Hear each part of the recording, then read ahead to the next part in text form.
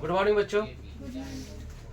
आज हमारे यहाँ गुरुकुल शिक्षा के केंद्र में आप तमाम छात्र छात्राओं का हार्दिक अभिनंदन भी है, स्वागत भी है। तो हमारे यहाँ 10th का न्यू बैच भी शुभारंभ हो चुका है, श्री गणेश हो चुका है। तो इसी के साथ जो है ना हमारे इस बैच में जो है ना कुछ पुराने भी विद्यार्थी हैं जो 2025 में इस बार मैट्रिक एग्जाम देंगे, और बहुत सारे बच्चे नए हैं और कुछ बच्चे आने वाले हैं, कुछ बच्चे रास्ते में हैं। तो इस प्रकार से कक्षा का शुभारंभ हो चुका है, आगाज हो चुका है। तो आज हम लोग श्री गणेश कर रहे हैं कक्षा का। तो कक्षा का श्री गणेश जो है ना हिंदी से कर रहे हैं, हमारा विषय हिंदी है। और हिंदी का सबसे पहला चैप्टर जो है ना, सबसे पहला पाठ एक है, पाठ का नाम है श्रम विभाजन और जाति प्रथा। इसके लेखक है डॉक्टर भीमराव अंबेडकर।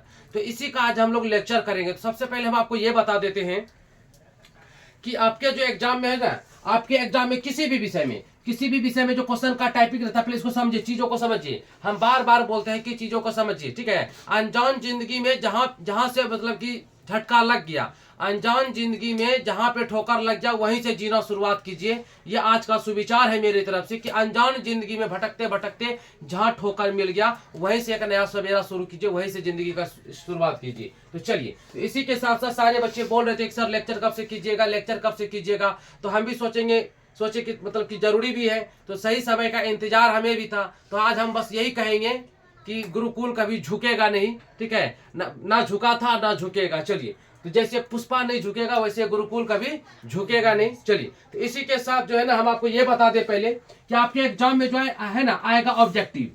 तो ऑब्जेक्टिव आएगा, ऑब्जेक्टिव के बाद आएगा लघु प्रश्न आएगा, और लघु के बाद आएगा दीर्घ प्रश्न। चलिए, तो दीर्घ प्रश्न आएगा। हम आपको गारंटी के साथ बोलते हैं, गारंटी के साथ ऑन कैमरा बोल रहे हैं कि दीर्घ प्रश्न यहां से नहीं रहेगा। चलिए, उसके बाद लघु रहेगा एक प्रश्न लघु से रहेगा, एक प्रश्न लघु से रहेगा, यानी कि 2 अंक का रहेगा, 2 अंक का रहेगा लघु, यानी कि छोटा प्रश्न रहेगा, छोटा प्रश्न शॉर्ट टाइप का रहेगा, एक प्रश्न रहेगा, एक पक्का रहेगा एक प्रश्न। और ऑब्जेक्टिव सर तुम बोलोगे ऑब्जेक्टिव सर बता दीजिए, तो ऑब्जेक्टिव यहाँ से 3 से 4 रहेगा, 3 से 4 ऑब्जेक्टिव रहेगा, 3 से 4 ऑब्जेक्टिव। तो मान के चलिए 3 है, या मान के चलिए 4 ही लेके चलते हैं, 3 लेके चलिए। चलिए, इसको 3 ही लेके चलते हैं, तो कितना हो गया, 3 और 2 कितना हो गया, 5 अंक, ठीक है, 5 अंक हो गया। तो यानी कहने का मतलब है कि इस चैप्टर को, इस पूरे कहानी को अगर हम समझ लेते हैं इस वीडियो के माध्यम से, ऑफलाइन ऑनलाइन जैसे भी, हाँ, इस कहानी को अगर हम समझ लेते हैं, इस कहानी को अगर बढ़िया से समझ लेते हैं, तो 5 अंक हमारे मुट्ठी में आ जाएगा।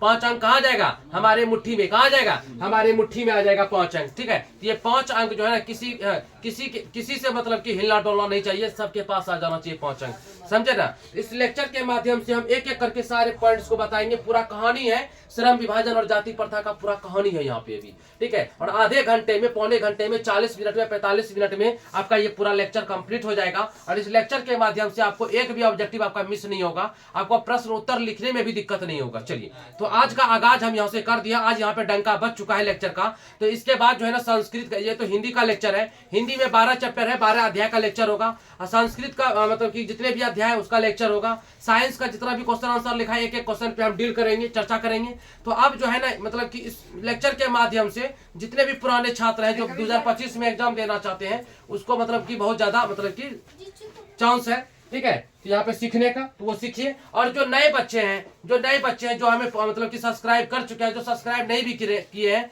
तो वो सबसे पहले मेरे चैनल को सब्सक्राइब करें, लाइक करें, शेयर का बटन जरूर दबाएं, वीडियो को शेयर करें, अपने दोस्तों में भेजें, ताकि आपके साथ साथ आपके जितने भी भाई बहन बांधव हैं वो भी इस वीडियो का मजा ले सके, आनंद ले सके, पढ़ सके, उसका चैप्टर कंप्लीट हो सके। तो प्लीज ये रिक्वेस्ट है, ये आपका प्यारा निशु सर ये रिक्वेस्ट कर रहा है कि मेरे वीडियो को आप मतलब जरूर से जरूर शेयर करें, अपने दोस्तों में, अपने फ्रेंड में, अपने सर्किल में पहुंचाएं, ताकि हमें बहुत ज्यादा सपोर्ट मिले आपसे।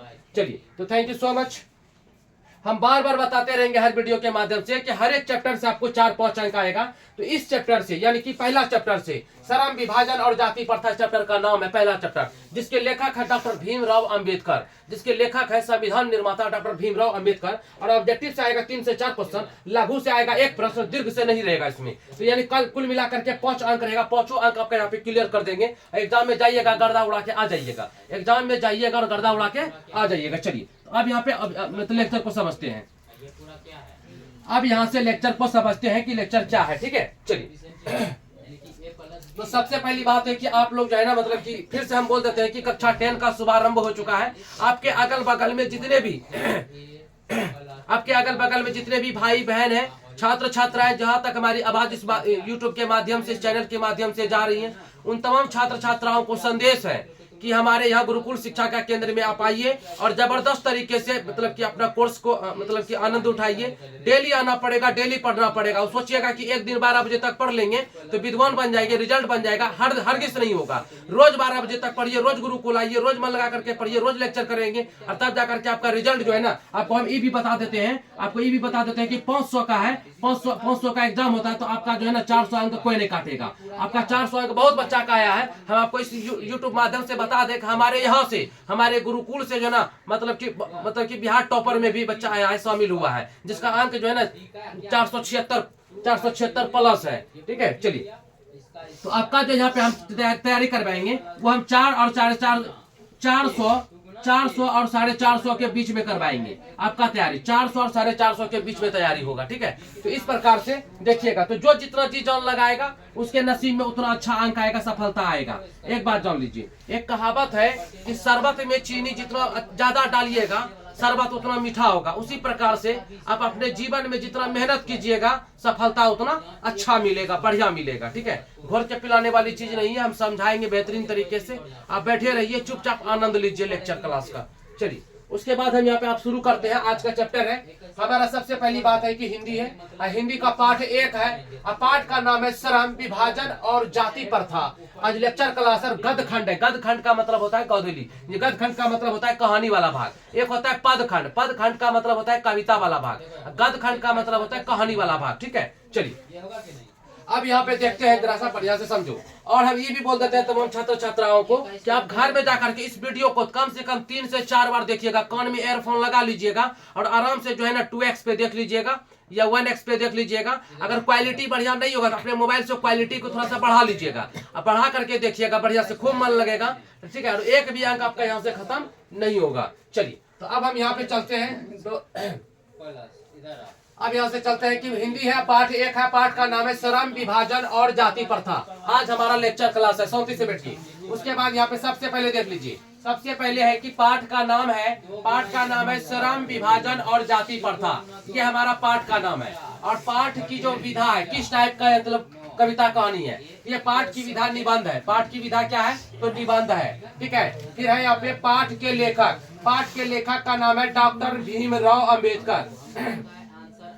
पाठ के लेखक है डॉक्टर भीमराव अम्बेडकर। चलिए तो डॉक्टर भीमराव अम्बेडकर है, तो पिता का इसका क्या नाम था, पिता का नाम है रामजी मालोजी सकपाल। डॉक्टर भीमराव अम्बेडकर के पापा का नाम क्या है, तो रामजी मालोजी सकपाल। ठीक है, इस माध्यम से, इस वीडियो के माध्यम से आपका 5 अंक आपके मुट्ठी में आ जाएगा, लेकिन हाँ जी जान लगा करके सुनिएगा तब। चलिए एक भी ऑब्जेक्टिव जो है ना आपका मतलब कि गड़बड़ाएगा नहीं। तो फिर से हम बोल देते हैं, ठीक है, चलो चलिए बैठिए। तो पाठ का नाम है श्रम, विभाजन और जाति प्रथा। अब पाठ की जो विधा है वो निबंध है, पाठ की विधा निबंध है। अब पाठ के लेखक है डॉक्टर भीमराव अम्बेडकर। पिता का नाम इसके क्या है, इसके पिताजी का नाम है रामजी मालोजी सकपाल, रामजी मालोजी सकपाल। और अम्बेडकर के माता का नाम है भीमाबाई। अम्बेडकर के माता जी का नाम है भीमाबाई। एकदम ध्यान से देखिए। और अपने माता पिता के 14वें संतान थे, यानी कि 14 नंबर पे जो है ना, अपने माता पिता का 14 नंबर पे ना भीमराव अम्बेडकर जन्मे थे। ठीक है ना, 13 भाई बहन उससे बड़ा था, 13 गो भाई बहन उससे बड़ा था। 14 नंबर पे भीमराव अम्बेडकर जन्मे थे। यानी यही पे हम लिखे हैं कि माता पिता के 14वें संतान थे। ऑब्जेक्टिव में बहुत पूछता है ये। ठीक है, जन्म हुआ था 14 अप्रैल 1891 में। जन्म कब हुआ था, तो 14 अप्रैल 1891 में। महू गांव का नाम है, महू गांव का नाम है। और ये राज्य था मध्य प्रदेश। मध्य प्रदेश के महू में जन्म हुआ था। कब, तो 14 अप्रैल 1891 ईस्वी में हुआ था। किसका जन्म हुआ था, तो डॉक्टर भीमराव अम्बेडकर का जन्म हुआ था। ठीक है, इन्होंने क्या किया है, इन्होंने लिखा है एक निबंध। कैसा निबंध, उस निबंध का नाम है श्रम, विभाजन और जाति प्रथा। चलिए उसके बाद देखते हैं कि योग्य है कि इसका जन्म जो है 14 अप्रैल 1891 महू मध्य प्रदेश में हुआ था। उसके बाद जाति, किस जाति के थे ये जाति था महार, महार को ही बोलते हैं दलित, दलित को ही बोलते हैं डोम, डोम को ही बोला जाता है लगभग में दुसाध। ठीक है, तो इस प्रकार से आप पढ़िएगा जब किताब को, तो किताब को पढ़िएगा तो आपको टोटल बात समझ में आ जाएगा। ठीक है, टोटल का टोटल बात समझ में आ जाएगा कि डॉक्टर भीमराव अंबेडकर क्या थे। ठीक है ना, चलो, यानी कि वो महार जाति के थे, दलित जाति के थे, डोम जाति के थे, दुसाध जाति के थे। ठीक है, यानी कि जब उसके बाद देखिए यहाँ पे ये हो गया ना, ये जाति वाला बात हो गया, ये वाला बात भी हो गया, इस सब में टिक मार देते हैं पहले हम, जो हो गया, जो हो गया उसमें हम टिक मार दिए। उसके बाद है विवाह, यानी कि भीमराव जी अंबेडकर 2 बार शादी किए थे। डॉक्टर भीमराव अंबेडकर 2 बार शादी किए थे। पहला विवाह हुआ था रमाबाई से, पहला विवाह हुआ था रमाबाई से। ठीक है, उसमें 5 बच्चे थे, सबसे एक बच्चा का नाम था यशवंत अंबेडकर, बाकी बच्चे मर गए थे, एक बच्चा उसका जिंदा रहा था, उसका नाम था यशवंत अंबेडकर। ठीक है ना, रमाबाई से पहला शादी हुआ था रमाबाई से। कब हुआ था? तो 1906 में हुआ था। 1906 ईस्वी में जब रमाबाई 9 वर्ष की थी और भीमराव अंबेडकर 15 वर्ष के थे। भीमराव जी अंबेडकर 15 वर्ष के थे, रमाबाई जो थी मतलब 9 वर्ष के थे, और 1906 में इसका शादी हुआ था। 5 बच्चे हुए थे, सभी बच्चे मर गए, एक बस बाकी रहा, उसका नाम था यशवंत अंबेडकर। चलिए, फिर उसके बाद दूसरी विवाह हुई भीमराव अंबेडकर जी का। दूसरी विवाह जो है ना सविता बाई से हुआ। किसके साथ हुआ? तो सविता बाई से। अंबेडकर का दूसरा शादी किसके साथ? तो सविता बाई के साथ हुआ। सविता बाई कहाँ की थी? तो मराठी थी, महाराष्ट्र की थी, मराठी किस परिवार की? तो ब्राह्मण परिवार की थी। कब हुआ था शादी? तो 15 अप्रैल 1948 में हुआ था दूसरी शादी। डॉक्टर भीमराव अंबेडकर का दूसरी शादी हुआ था सविता बाई से। ये कहाँ की थी? मराठी थी, मराठन थी ये, मराठन। और किस परिवार खानदान की? तो ब्राह्मण परिवार की थी। किस परिवार की? तो ब्राह्मण परिवार की थी। और कब हुआ था? तो 15 अप्रैल 1948 में हुआ था। ठीक है, उसके बाद पढ़ने लिखने के लिए तो पहले तो मतलब कि प्राथमिक शिक्षा, बचपन का शिक्षा और मिडिल स्कूल का शिक्षा और हाई स्कूल का शिक्षा तो गाँव से कर लिया था, मध्य प्रदेश से किया था, मध्य प्रदेश से किया था। लेकिन जब उच्च शिक्षा की बात आया तो उच्च शिक्षा के लिए चले गए ये न्यूयॉर्क। न्यूयॉर्क है अमेरिका में, न्यूयॉर्क है अमेरिका में। और चले गए इंग्लैंड। कहाँ चले गए? इंग्लैंड चले गए वकालत करने के लिए। ठीक है, वकालत का डिग्री लेने के लिए इंग्लैंड चले गए, न्यूयॉर्क। यानी कि बढ़िया शिक्षा करने के लिए, बड़का उच्च शिक्षा प्राप्त करने के लिए न्यूयॉर्क यानी कि अमेरिका और इंग्लैंड चले गए। पहले अमेरिका गए, न्यूयॉर्क गए, उसके बाद फिर इंग्लैंड चले गए। उसके बाद चले, ये भी बात हो गया शिक्षा करने के लिए। फिर वहां से आया, वकालत करके इंग्लैंड गया था, फिर वकालत करने के बाद स्वदेश में किया। क्या किया स्वदेश में? वकालत। तो वकालत वाला काम कहाँ करने लगा? स्वदेश में, अपने देश में, इंडिया में, भारत में आकर के वकालत करने लगा। लेकिन वकालत का पढ़ाई करने के लिए कहाँ गया था? वकालत का पढ़ाई करने के लिए कहाँ गया था? वकालत का पढ़ाई करने के लिए गया था भाई साहब इंग्लैंड। कहाँ गए थे?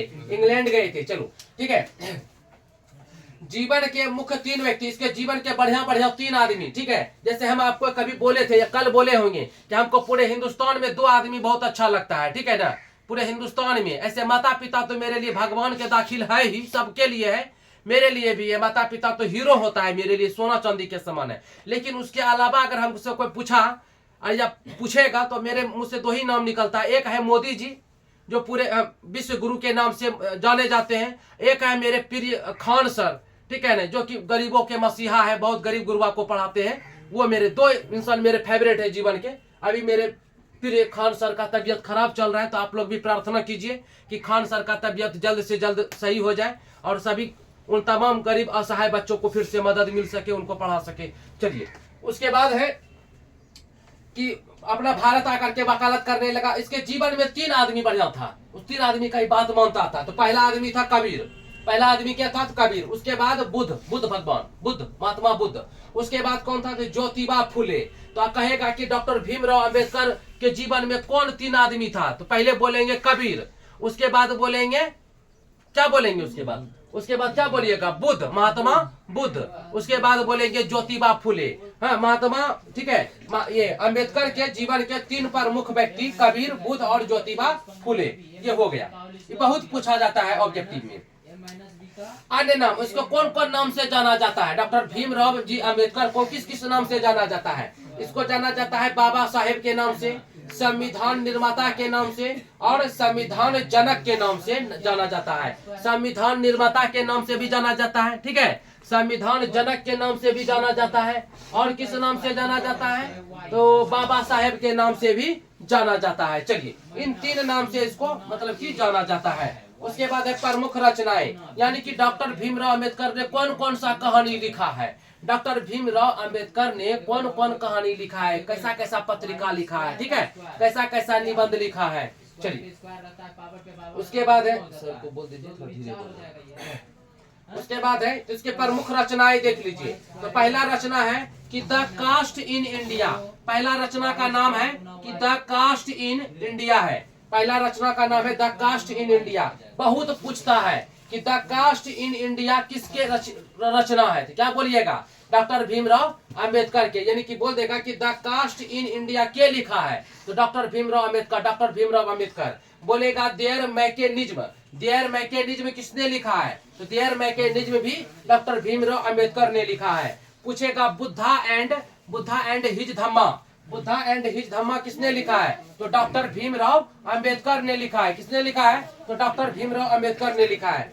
पूछेगा ये वाला बहुत पूछता है, एनिहिलेशन ऑफ कास्ट, बहुत पूछा गया है, बहुत पूछा गया है, लगभग साल पूछा गया है, एकदम 100% गारंटी, ठीक है ना, कि एनिहिलेशन ऑफ कास्ट किसने लिखा है, आंसर होगा doctor Bhimrao Ambedkar. Annihilation of caste किसने लिखा है, तो डॉक्टर भीमराव अंबेडकर ने लिखा है, ठीक है। यानी जितना भी कविता लिखा है ज्यादातर अंग्रेजी में लिखा है, जितना भी कहानी लिखा है ना ज्यादातर किसमें लिखा है, तो अंग्रेजी में लिखा है, लेकिन सब लोग इसको नहीं पढ़ पाता था। अंग्रेजी में तो लिखा है डॉक्टर भीमराव अंबेडकर ने, क्या क्या लिखा है भाई, तो the caste in India 1, their mechanism 2, उसके बाद लिखा है बुद्धा एंड हिज धम्मा 3, उसके बाद सबसे बेस्ट एकदम से लिखा एनिहिलेशन ऑफ कास्ट 4, सब अंग्रेजी में लिखा है। तो इसको पढ़ेगा कैसे सब आदमी, सब तो अंग्रेजी नहीं जानता है।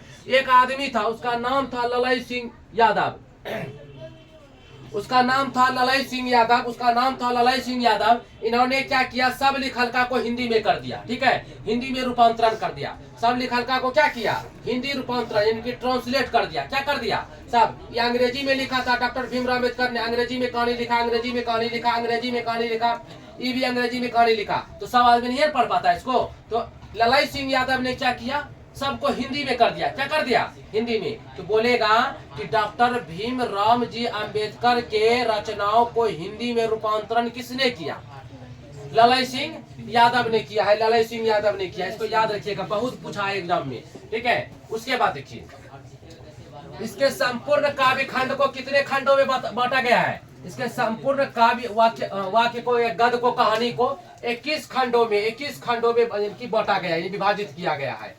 उसके बाद है कि जाति के आधार पर लोगों को बांटना, श्रम विभाजन में लोगों को बांटना, छोटा जाति छोटा कम, बड़ा जाति बड़ा कम।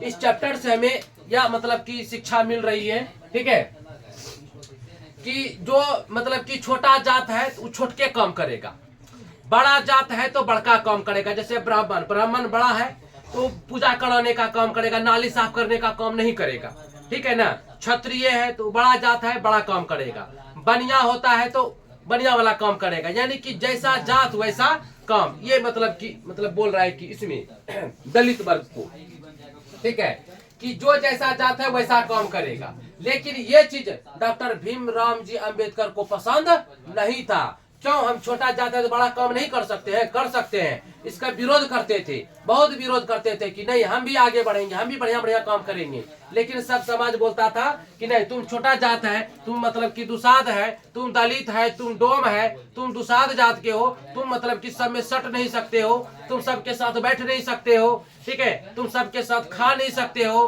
तुम सबके साथ में चल फिर नहीं सकते हो।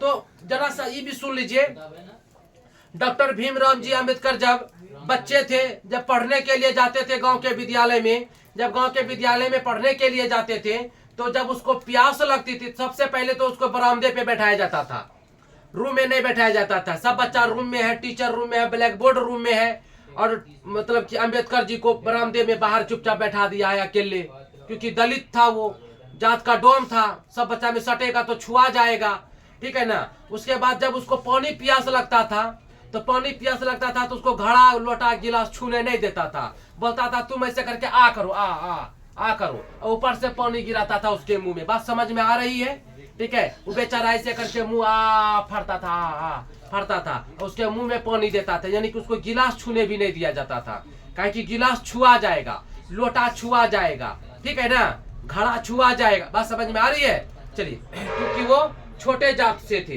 तो ये सब चीज उसको बहुत तकलीफ होता था, मन में दिल में तकलीफ होता था, क्यों हम बड़ा काम क्यों नहीं कर सकते, आगे क्यों नहीं बढ़ सकते हैं, ठीक है। चलो उसके बाद देखो तो बोला कि टालू भावा कार्य करना कुछ जाति के कारण थे, जाति का काम के अनुसार, यानी कि बोला कि जैसा जाति है वैसा ही काम कीजिए, टालू काम कीजिए, ठीक है। मतलब टालू मतलब छोटा मोटा काम करके अपना जिंदगी गुजर बसर कीजिए, ज्यादा लंबा चौड़ा मतलब फरमाने की जरूरत नहीं है। चलिए उसके बाद है कि जो दलित होता था, जो छोटा जात के लोग होते थे, यानी कि गर्भ में ही, माँ के गर्भे में रहता था, पेट में ही रहता था बच्चा, और बोल देता था इसका ई जात है और यही काम करेगा, नालिये साफ करेगा, ये मतलब कि पत्ते चुनेगा, ये झाड़ुए लगाएगा ना, उसको पहले मतलब कि दुनिया में आने से पहले उसका कर्म बता देता था कि तुम यही करोगे। बात समझ में आ रही है ना, कि गर्भ में ही लोगों के जात और कर्म तय हो जाता था, मतलब कि माँ के गर्भ में ही रहता था और तय हो जाता था कि कौन जात के है और ये क्या काम करेगा, ठीक है,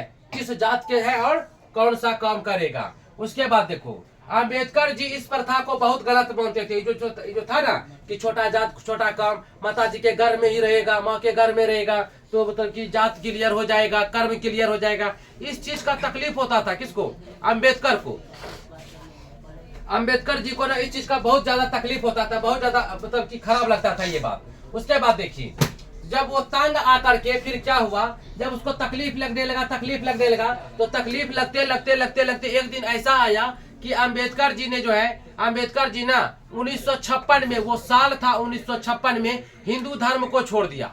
बोला हिंदू धर्म बढ़िया नहीं है, इसमें सबको जो एक तरह से देखा नहीं जाता है, हिंदू धर्म को छोड़ दिया और बौद्ध धर्म को अपना लिया। किस धर्म को अपना लिया? बौद्ध धर्म को अपना लिया, क्योंकि हिंदू धर्म में जो है ना इसको बहुत सताया जाता था, सटने नहीं देता था, चलने नहीं देता था, बैठने नहीं देता था, मतलब कि सही से कुछ करने नहीं देता था, काम करता था छोटा मोटा करो, गंदा काम करो ना, इस प्रकार से जो है इसको बहुत तकलीफ होता था कि बेचारा क्या किया अपना धर्म बदल लिया। तो कौन सा, कब बदला? 1956 में। कौन सा धर्म में चला गया? तो बौद्ध धर्म में चला गया, बौद्ध धर्म को अपना लिया। बुद्धम शरणम गच्छामि, यानी बुद्ध के शरण में चले गए। कौन? डॉक्टर भीमराव अंबेडकर। कब? 1956 में। कब चले गए? 1956 में। किस धर्म में? बौद्ध धर्म में। किस धर्म को छोड़ के? हिंदू धर्म को छोड़ करके। समझ गए बात? चलिए बात समझ में आ रही है? उसके बाद जो है देखिए 1990 में मरणोपरांत, यानी कि मरने के बाद, 1990 में मरने के बाद भारत रत्न से सम्मानित किया गया उसको, भारत रत्न से सम्मानित किया गया मरने के बाद। तो मरा कब था? उसका मृत्यु कब हुआ था? देहांत कब हुआ था? निधन कब हुआ था? उसका निधन हुआ था 6 दिसंबर 1956 को हुआ था। 6 दिसंबर को बीत गया ना 4 दिन पहले, ठीक है, देखो यहाँ पे। तो 6 दिसंबर 1956 को उसका निधन हुआ था। तो उस तिथि को कहते हैं महापरिनिर्वाण दिवस। तो 6 दिसंबर को हम लोग क्या मनाते हैं? महापरिनिर्वाण दिवस मनाते हैं। 6 दिसंबर को क्या मनाते हैं? महापरिनिर्वाण दिवस के रूप में इसको हम जानते हैं, महापरिनिर्वाण, ठीक है। 6 दिसंबर को क्या है भाई? तो 6 दिसंबर को जो है ना भीमराव अम्बेडकर का ना, 6 दिसंबर को भीमराव अम्बेडकर का क्या हुआ था? निधन हो गया था, ठीक है, डेथ हो गया था, मर गए थे, दुनिया से चले गए थे, ठीक है। अब मरने के बाद इसको भारत रत्न मिला था। कब? 1990 में। मृत्यु कब हुआ? 6 दिसंबर 1956 को। इस दिन को क्या कहते हैं? महापरिनिर्वाण दिवस कहते हैं इसको, 6 दिसंबर को। बचपन का नाम भीवा था, बचपन का नाम, ठीक है। अम्बेडकर के बचपन का नाम क्या था? भीवा नाम था, भीवा, ठीक है। अम्बेडकर जी के बचपन का नाम भीवा था, ठीक है। एक भी ऑब्जेक्टिव यहाँ से छोड़ के नहीं आएगा। हम पहले बोल दिए कि इस चैप्टर से 3 ऑब्जेक्टिव पूछेगा, 3 ठो, एगो पूछेगा सब्जेक्टिव, सब क्लियर हो जाना, समझ गए ना। कुल मिलाकर के 5 अंक है इस चैप्टर से। 5 आपके कहाँ रहना चाहिए? मुट्ठी में रहना चाहिए, समझ गए ना। मुट्ठी में, एकदम झुकेगा नहीं, क्या समझ गए ना, कोई झुकेगा नहीं। चलो उसके बाद देखो यहाँ पे, तो बचपन का नाम, अम्बेडकर के बचपन का नाम भीवा था। उसके बाद ये कहता है कि आधुनिक सभ्य समाज जो ना कार्य कुशलता के लिए श्रम विभाजन को आवश्यक मानता है, ठीक है। कहता है कि आजकल का जो समाज है ना, मतलब कि कार्य कुशलता को, कि आदमी मतलब कि जिसका जो मन करता है वैसा काम कर सकता है और काम करके पैसा कमा सकता है और अपना जिंदगी जी सकता है आजकल का समाज। लेकिन पहले ये चीज नहीं था। पहले था कि तुम जैसा जात में है वैसा काम करेगा, जैसा जात में है वैसा काम करेगा। जैसे कि पहले होता था कि कोई चमार जात में जन्म ले लेता था तो उसका काम होता था चमड़ा छीलना, ठीक है, कोई बढ़िया काम नहीं कर सकता है, समझ गए ना। उसी प्रकार से चलिए तो वही यहाँ पे, लेकिन आजकल वैसा नहीं है। आज कहता है, आज के डेट में क्या है, आधुनिक मतलब आजकल सभ्य समाज, यानी कि जो आज का सभ्य समाज है, कार्य कुशलता के लिए, यानी कि जो काम अच्छा काम होता है के लिए श्रम विभाजन को आवश्यक मानता है। कि कहता है कि काम कीजिए, मन से कोई भी काम कीजिए, कोई दिक्कत नहीं है। चलिए आज के डेट में अभी तो हम बताइए दिए कि अम्बेडकर से गांव व विद्यालय में भेदभाव, ठीक है। अभी तो हम बतेबे किए थे कि अम्बेडकर जी का जो मतलब कि घर था ना गांव में था, तो गांव से सब लोग उसको भगा दिया, भागो भागो भागो, तुम डोम है, तुम दुसाद है, भागो भागो भागो भागो, छुआ जाएंगे, गांव छुआ जाएगा, भागो।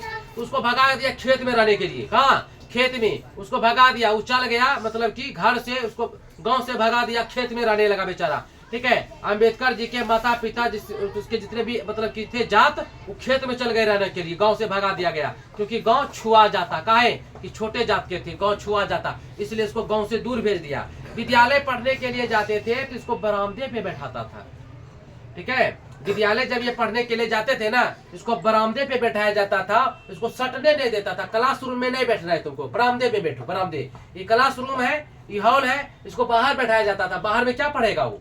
उसके बाद देखो, उसके बाद अगर उसको पानी प्यास लग गया, उसको घड़ा नहीं छूने देता था, लोटा छूने नहीं देता था, गिलास छूने के लिए नहीं देता था। बोलता था दूसरा बच्चा कि तुम मुंह आ करो, उसमें मुंह में दे देता था पानी के, ऐसे करके छूने नहीं देता था। तकलीफ है ना।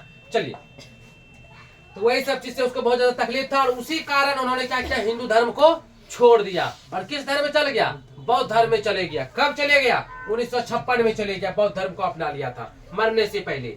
उसके बाद देखिए कि भारतीय संविधान के रचयिता व जनक, यानी कि पितामह, यानी भारत के संविधान, यही आदमी पढ़ने लिखने के बाद, आगे बढ़ने के बाद, दिमाग जब तेज हो गया, ऐसा लगता था कि भीमराव जी अम्बेडकर के दिमाग में सरस्वती मैया वास करती है, ठीक है ना। ऐसा लग रहा था कि भीमराव अम्बेडकर के जो है ना मन मस्तिष्क में लग रहा था कि सरस्वती मैया वास करती है, सरस्वती मैया लग रहा है, सरस्वती मैया उसके दिमाग में, सरस्वती मैया एकदम बस गई थी ना। और इसी सरस्वती के कृपा से अम्बेडकर ने क्या लिख दिया, संविधान लिख दिया भारत का, ठीक है ना। इसी सरस्वती मैया के आशीर्वाद से उन्होंने क्या लिख दिया, ठीक है, भारत का नियम लिख दिया, भारत का कानून बना दिया, भारत का कानून, भारत का संविधान बना दिया। तो भारत का संविधान, इसलिए डॉक्टर भीमराव अंबेडकर को क्या कहा जाता है, हाँ, संविधान के रचयिता। क्या कहते हैं इसको बोला जाता है संविधान के रचयिता। और क्या बोलते हैं इसको, संविधान के जनक। क्या बोला जाता है, संविधान के पितामह, यानी कि पिता बोला जाता है। पूछेगा कि संविधान के जनक कौन है, अंबेडकर। संविधान के रचयिता कौन है, अंबेडकर। संविधान के पितामह कौन है, अंबेडकर, ठीक है। अब बच्चा ये बात है कि संविधान को लिखने में कितना समय लगा, तो संविधान को लिखने में कितना समय लगा बाबू, संविधान को, बाबू रे बाबू देखो इधर, सब बाबू रे बाबू देखो इधर। तो संविधान को लिखने में 2 वर्ष 11 महीना और 18 दिन, कहीं कहीं मिलेगा 17 दिन, ठीक है। तो संविधान को लिखने में 2 वर्ष 11 माह और 18 दिन लगा था। संविधान को लिखने में 2 वर्ष 11 महीना और 18 दिन लगा था। चलिए, तो क्या संविधान अपने मन से लिखा गया था? नहीं, संविधान अपने मन से तो लिखा ही गया था, लेकिन 60 देशों के मदद से लिखा गया था। 60 देशों के मदद से, 60 देशों का संविधान, 60 देशों का जो संविधान था, ठीक है, बढ़िया से देखिए,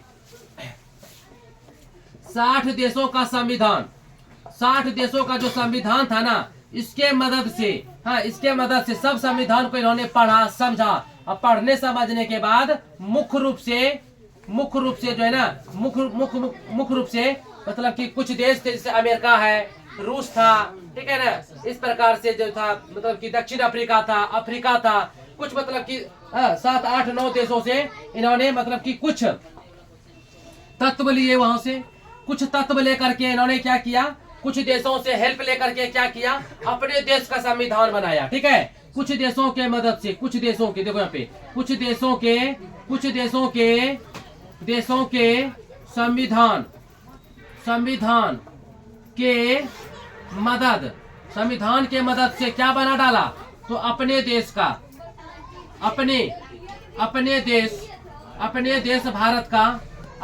भारत का संविधान बना डाला।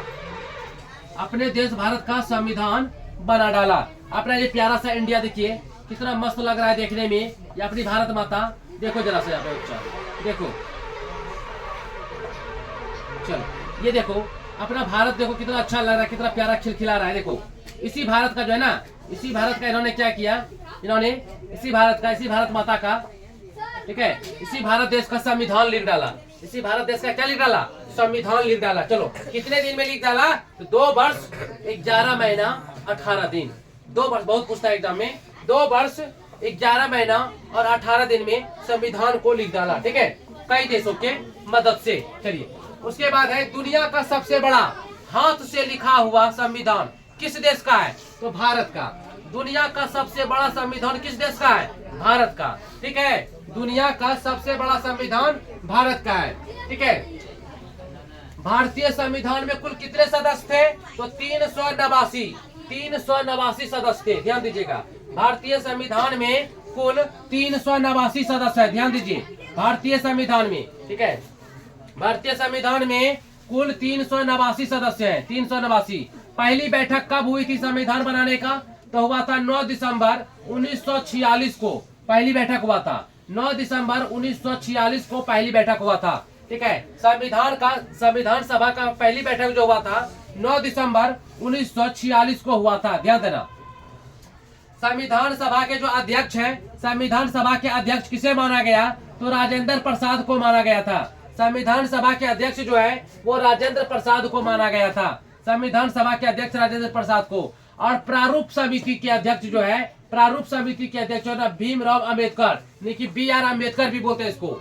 BR अम्बेडकर यानी कि भीमराव अंबेडकर थे। पूछेगा कि संविधान सभा के अध्यक्ष कौन थे? तो राजेंद्र प्रसाद।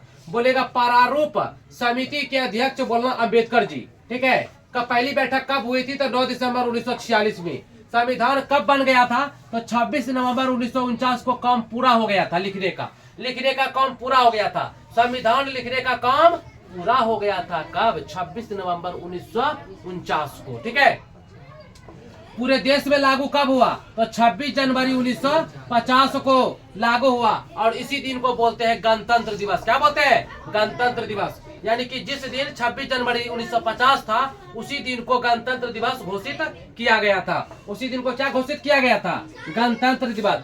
ठीक है, गणतंत्र दिवस घोषित किया गया था। ठीक है, चलिए पूरे देश में लागू हो गया। तो अब यहाँ से देखिए सब क्वेश्चन पूछेगा कि संविधान में कुल कितने सदस्य थे? तो 389 सदस्य थे। पहली बैठक कब हुआ? तो 9 दिसंबर 1946 को हुआ। लिखने का काम पूरा कब हुआ? तो 26 नवंबर 1949 को हुआ। ठीक है, पूरे देश में संविधान लागू कब हुआ? तो 26 जनवरी 1950 ईस्वी को लागू हुआ। संविधान बनाने में कुल कितना रुपया खर्च हुआ? तो 64 लाख रुपया खर्च हुआ था। ठीक है, संविधान को बनाने में 64 लाख रुपया खर्च हुआ था। याद रखिएगा, संविधान को बनाने में कितना? 64 लाख रुपया। संविधान का जो है ना मूल वजन, ओरिजिनल जो वजन था कितना था? तो 3 किलोग्राम 75 ग्राम था। ठीक है, समझ गए ना? 4.5 केजी था। ओरिजिनल जो संविधान था उसका वजन था 4.5 केजी। पूछेगा संविधान का कुल वजन कितना था? कुल वजन कितना था? तो क्या बोलोगे? 13 केजी। संविधान का कुल वजन कितना था? 13 केजी का था। संविधान का कुल वजन कितना था? तो 13 केजी का था। ठीक है, चलो पूछेगा इसकी कॉपी जो है ना कितनी लंबा चौड़ा था? तो बोलना कि 22 इंच लंबी। ठीक है, संविधान का जो कॉपी था, मेन कॉपी 22 इंच लंबी और 16 इंच चौड़ी का था। उसका पन्ना कैसे था? उसका पन्ना था इतना और इतना सेंटीमीटर लंबा चौड़ा था। इतना एगो पेज होता है ना, बड़का कॉपी में पेज में रखा जाता है, नहीं रखा जाता है? तो ये पेज में रखा था इतना लंबा, इतना चौड़ा सेंटीमीटर का पेज में, यानी कि 45.7 सेंटीमीटर लंबा और यानी कि चौड़ा हो जाएगा और 58.4 सेंटीमीटर ये हो जाएगा चौड़ा, तो ये लंबा हो जाएगा। सेंटीमीटर के पार्चमेंट पेपर पे लिखा गया था। पार्चमेंट पूछेगा संविधान किस पेपर पे लिखा गया, तो पार्चमेंट पेपर पे लिखा गया। ठीक है, संविधान का जो ओरिजिनल कॉपी था, किताब था, वो कितना कितना लंबा था, तो 22 इंच लंबा था। कितना चौड़ा था, तो 16 इंच चौड़ा था। उसका पन्ना कितना लंबा था, 58.4 सेंटीमीटर लंबा। चौड़ा कितना था, तो 45.7 सेंटीमीटर। कैसा पेपर था, तो पार्चमेंट पेपर था। ठीक है, चलिए याद रखिएगा। अब इसको कहाँ रखा गया है, तो संविधान के कॉपी को संसद भवन में, कहा संसद भवन में रखा गया है। संविधान के कॉपी को कहाँ रखा गया है, संसद भवन के पुस्तकालय में। संसद भवन के पुस्तकालय में कैसे रखा गया है, हीलियम और नाइट्रोजन के गैस में रखा गया है। हीलियम और नाइट्रोजन के गैस में, ताकि उसका पन्ना खराब ना हो। अभी तक संविधान का जो कॉपी है अभी चक करता है, एकदम पूरा ताजा लगता है कि कल ही लिखा गया है। ठीक है, काहे उसको रखा गया है, हीलियम और नाइट्रोजन गैस में रखा गया है। इसको हीलियम और नाइट्रोजन का गैस का डिब्बा था, उसी में रखा गया है, ताकि पन्ना संविधान खराब ना हो। ठीक है, नाइट्रोजन कोई भी चीज को ना ताजा रखता है, समझ गए ना, इसीलिए हीलियम और नाइट्रोजन गैस में रखा गया है। इसको अभी तक ताजा लग रहा है देखने में। भारतीय संविधान को लिखने में 251 पेज, देखो यहाँ पे भारतीय संविधान को लिखने में कितना पन्ना लगा था, तो 251 पेज लगा था। कितना नींव लगा था, नींव मतलब कलम। ठीक है, कितना नींव लगा था, तो 432 नींव लगा था। इंक मतलब दबाव। ठीक है, इंक जो डालते हैं, ये देखिए यहाँ पे इंक, ये इंक कितना लगा था, इंक लगा था 354 इंक का बोतल। ठीक है, 354 इंक का बोतल लगा था। ठीक है ना, तो संविधान को लिखने में 251 पन्ना, फिर से सुनिए, संविधान को लिखने में 251 पन्ना, 432 नींव, ये नींव। ठीक है, नींव और 354 इंक, ये इंक जो है ना, ये इंक लगा था, समझ गए ना, इतना लगा था लिखने में। उसके बाद है कि संविधान के प्रत्येक पन्नों पर जो है ना, प्रेम बिहारी नारायण रायजादा का नाम है। पूछेगा कि संविधान के प्रत्येक पेज पर किसका नाम है, संविधान के प्रत्येक पेज पर किसका नाम है, तो प्रेम बिहारी नारायण रायजादा का नाम है। प्रेम बिहारी नारायण रायजादा का प्रत्येक पन्ना पे इसका नाम है, क्योंकि इन्होंने ही मतलब हाथ से लिखने का काम किया था। ठीक है, तो ये है आज का लेक्चर, और ये जो आपका लेक्चर है, इसी में से इतना में से ही जो है ना आपका जो है ना 3 से 4 क्वेश्चन रहेगा। 3 से 4 क्वेश्चन, इन्हीं में से 3 से 4 क्वेश्चन क्या दे देगा पता नहीं। तो आप एग्जाम में जाने से पहले इसको 2 बार 3 बार कान में ईयरफोन लगा के बढ़िया से घर में रोज, ठीक है, देखिएगा। आप इस आज से शुरू हो गया है वीडियो बनाने का, आगाज शुरू कर दी है लेक्चर का, तो आज से आपको लेक्चर के माध्यम से सारा चीज मिलते जाएगा। एक दिन में पूरा चैप्टर कंप्लीट हो जाएगा। तो आज हमारा पाठ 1 था गौधीली का गद्यखंड का, पाठ का नाम था श्रम विवाह जनजाति पर था, जिसके लेखक थे डॉक्टर भीमराव जी अम्बेडकर। उसके जीवन की पूरी घटना आप लोगों को समझा दिए, उसका जन्म कब हुआ, नहीं हुआ, ठीक है, क्या किए उन्होंने। तो इस वीडियो के माध्यम से यहीं से आपका रहेगा ऑब्जेक्टिव और यही से रहेगा आपका सब्जेक्टिव। तो चलिए मिलते हैं अगले वीडियो में, अगले दिन मिलते हैं। थैंक यू सो मच, जय हिंद, मगन रहिए और मुस्कुराते रहिए।